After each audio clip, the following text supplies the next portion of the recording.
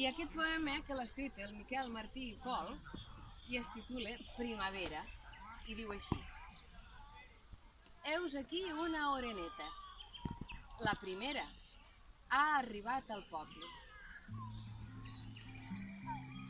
I l'home que treballa al camp, i la noia que passa pel pont, i el vell que seu al marge fora vila, i fins aquells que en l'estretor de les fàbriques tenen la sort de veure una mica de cel, han sabut la notícia.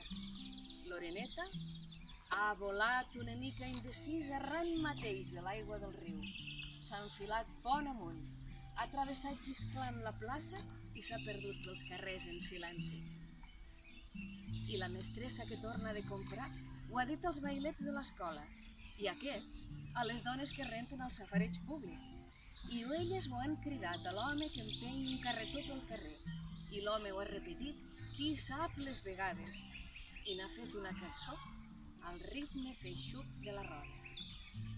Heus aquí el que diu: la primavera ha arribat a Lleida. Molt bé!